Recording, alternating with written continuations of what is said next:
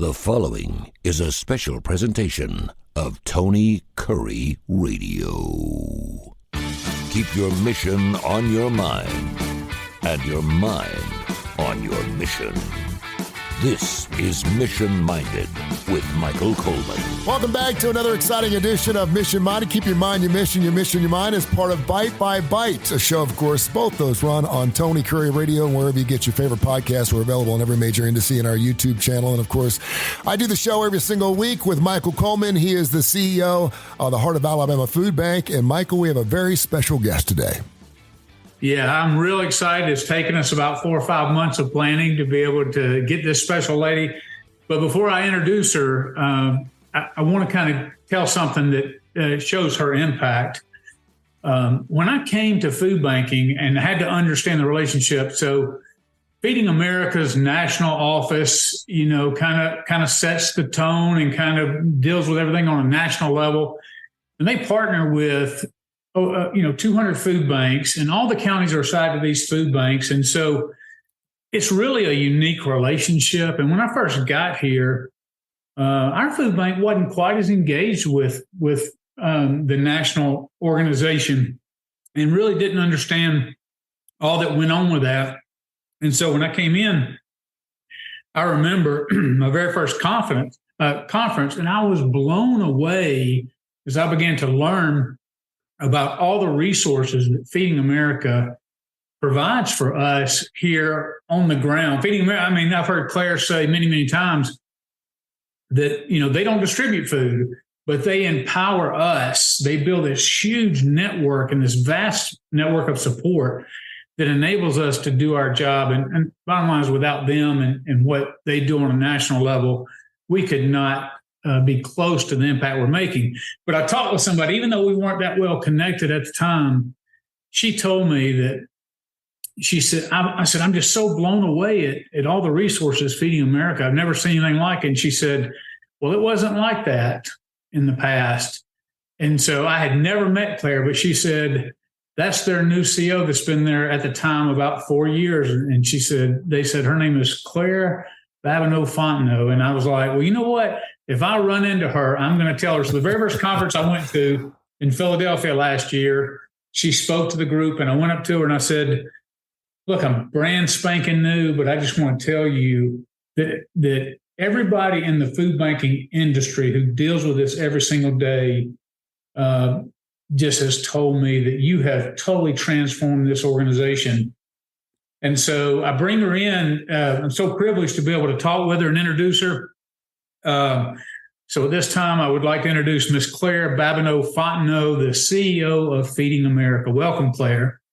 Wow. Thank you so much. And I must say, Mike, that in a former life, I was the chief tax officer at a major retailer. And people had rather low expectations when they were going to hear me speak, go grab coffee, what have you, think they're going to fall asleep because I'm going to get out there and talk about the Internal Revenue Code is what they were afraid of. So I'm not accustomed to this positive billing that I just got from you just a moment ago in terms of that intro. I'm going to have to live up to your high expectations. Michael Coleman, the CEO of the Heart of Alabama Food Bank. I'm Tony Kurre. We are joined by the Chief Executive Officer of Feeding America, the nation's largest domestic hunger relief organization. She is Claire Babineaux-Fontenot. Of course, she's also been chosen as Time's 100 most influential people in the world, and we are very, very happy to have her on the show. It seems like your position was almost created for you based on the story you told us, how many children you had living in your home at one point, 107 brothers and sisters and 16 at one at a time. You talked the fact that you were a tax lawyer, and then, of course, you worked 11 or 12 years for Walmart. Can you just talk about how your previous experiences did actually bring the experience you needed to be the best you could possibly be for Feeding America? Oh, wow. So you're a smart person, because you're 100% right about everything that you just said. And oh, by the way, maybe I'm just not as smart as you are, because it took me a while to figure that out. When I first joined Feeding America was in October 1st, 2018. And I went around apologizing for everything I did before I got there because it took me so long. So I meet other people who have been in the nonprofit world like Mike for a long time. And I go, oh, I so want to honor what you've done. And I'm sorry it took me so long. I went around apologizing. And then COVID hits. And I'm thinking, who knows somebody like in retail who might be able to help us to break through some of these supply chain issues? Oh, wait a minute. I happen to know some people at a small little retailer out of Northwest Arkansas. I happen to have been an executive there. Oh, my goodness. And then each of the layers of the onion kept peeling away, revealing to me that everything I'd done before I got here could be useful to me while I am. I'm an imperfect person, and therefore I'm an imperfect CEO. I've made mistakes in this job. Unfortunately, I'll make some more. But it will not be that I will fail to understand how awesome the opportunity is to serve in this role. And that there are people I've met along the way. There are things I've learned. There's more for me to learn, to be sure, but there are things I've already learned that I can apply to this work and that they can be meaningful. So if I were saying, so what path do you need to be on in order to be the CEO of Feeding America? I probably still today wouldn't say, well, first you need to go off and become a tax lawyer. However, I'm grateful for every step along the way. And I do try to leverage every bit of my learnings in this work. Speak of leverage and influence, I wanted to address the Farm Bill. Because I know that Feeding America has somebody there advocating for us, and I know the whole organization, I know you do. I've tried to talk about just some of the issues surrounding how significant that is. It only comes around every 5 years, and unfortunately, this year it's landed right in the middle of an election cycle. And when people, it's so funny because we have people who have come in, and I've heard our local congressmen speak about the Farm Bill, and they speak to it from what they're comfortable with, which is the farmers. We've got to take care of farmers. We have to do this. And you have other people who come in who maybe are more focused on SNAP and more focused on the USDA and those benefits that come in. Of course, we see what that means. And it's just sometimes we get so tired of looking at the political going back and forth. Because like you said, there's good people and bad people in both parties. This is one of those things that you would hope that we could all come together and see, find some agreement on. But could you speak to what you're seeing in the Farm Bill, the likelihood? We know at some point it'll get passed, but what are you really hoping to see come out of that, and just speak to why is it so important to our network? Wow, well, it's critically important. Some bodies long ago decided that they would match up the American farmers, growers, and producers with people experiencing hunger, that they would ensure that their interests were aligned, so that when one made progress, the other could too. I do want to pause just for a second, just to tell you, or at least a minute, to say that I've been all across the country, and I've been around when little kids get access to produce they've never seen in their lives. And I'm proud of the fact that American farmers grew that produce, or they get protein and they get dairy.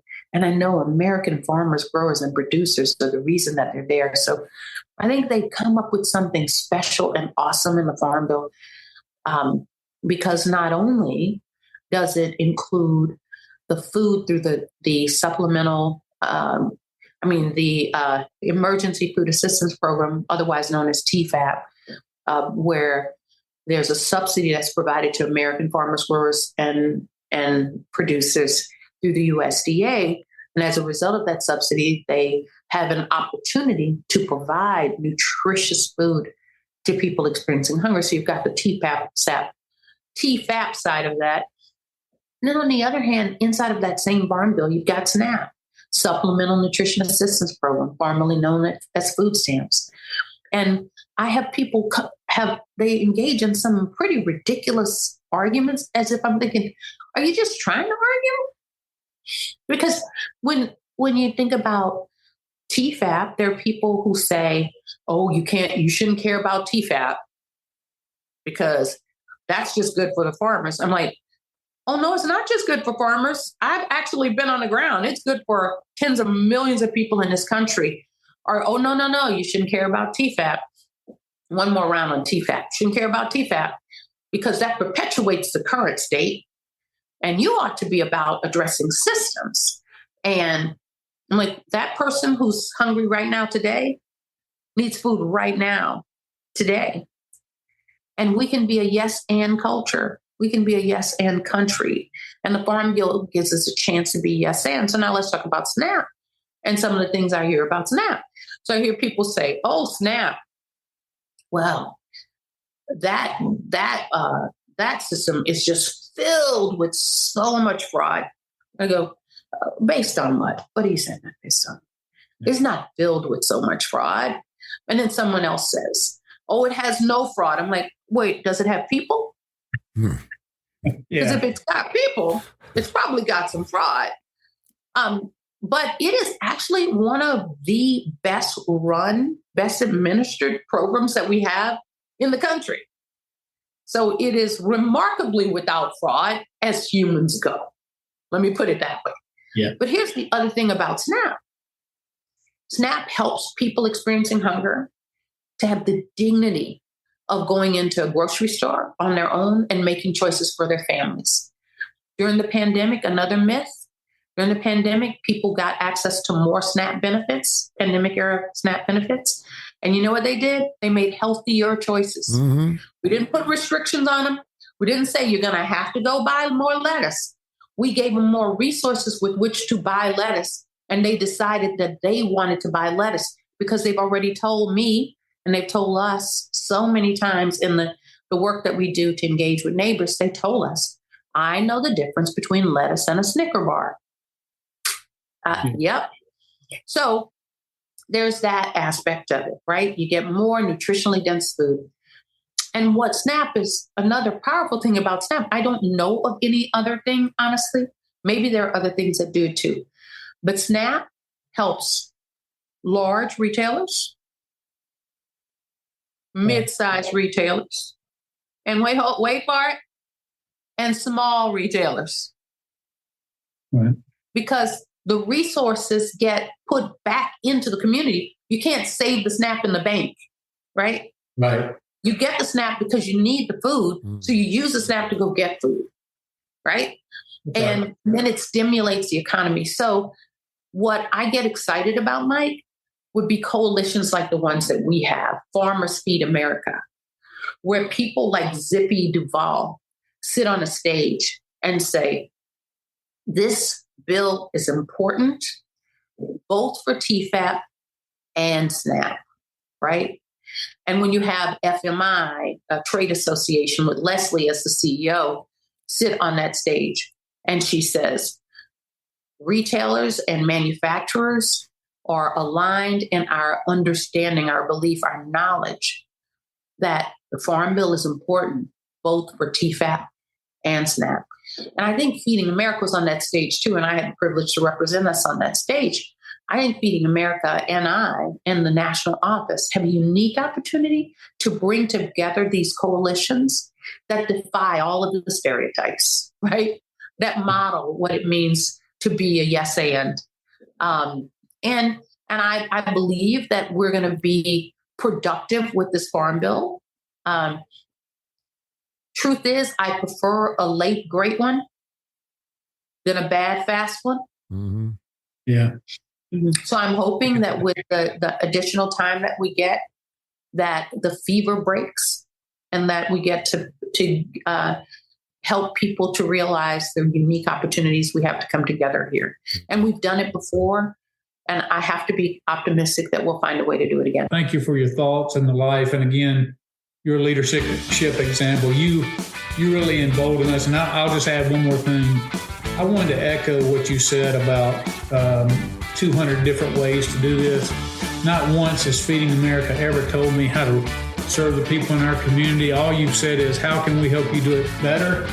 And we're here, and giving us that flexibility to create and see what works and what doesn't work. The best lessons I've learned are when I've had the biggest failures in my life. So thank you for giving us that space, and I hope you have a blessed Thanksgiving and rest of your holiday season. There's no doubt.